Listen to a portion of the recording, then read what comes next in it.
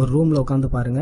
எல்லாரோட சேர்ந்து உட்காந்து பார்க்கலாம். ஆனா ஒரு ரூம்ல உட்காந்து பாருங்க. இந்த வீடியோல ஒரு இமேஜ் பாக்குறீங்க. இந்த இமேஜ்ல பாத்தீங்கன்னா இந்த பொண்ணோட மூக்கு பக்கத்துல தமிழ்ல இந்த ஆயுத எழுத்து எழுதுறோம்ல அதே மாதிரி ஒரு 3 புள்ளிகள் இருக்கும். இந்த 3 புள்ளிகளை மட்டும் கவனிச்சு பாருங்க. இதுல இருந்து பயங்காட்டுற மாதிரியான எந்த இமேஜும் வராது. சோ நீங்க தாராளமா அந்த 3 புள்ளியை மட்டும் கவனமா பாருங்க. அடுத்து என்ன பண்ணணும்னு நான் சொல்றேன். ஒரு 10 செகண்ட்ஸ் அந்த 3 புள்ளியை மட்டும் கவனமா பாருங்க.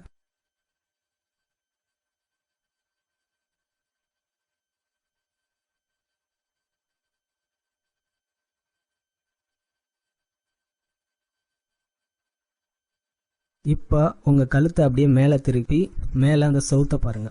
அதாவது உங்க ரூம்ல இருக்கக்கூடிய அந்த ரூஃப் கூரையை வந்து அப்படி பாருங்க.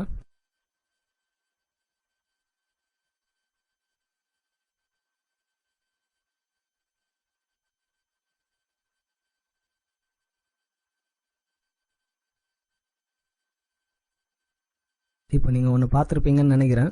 ஸோ பார்த்துருந்தீங்க அப்படின்னா என்னன்றதை கமெண்ட் பண்ணுங்கள். பார்க்கல அப்படின்னா திரும்ப முயற்சி பண்ணி பாருங்கள். எல்லாரும் ஒரு விஷயத்தை பார்க்கலாம். உங்களுக்கே ஷாக்காக இருக்கும் எப்படி நடந்ததுன்னு. ஸோ இதில் என்ன லாஜிக்கில் இது ஒர்க் அவுட் ஆகுது அப்படின்றதே நமக்கு தெரியாது. பட் ஒரு இன்ட்ரெஸ்டிங்கான ஒரு விஷயம் அப்படின்றதுனால சொன்னேன்.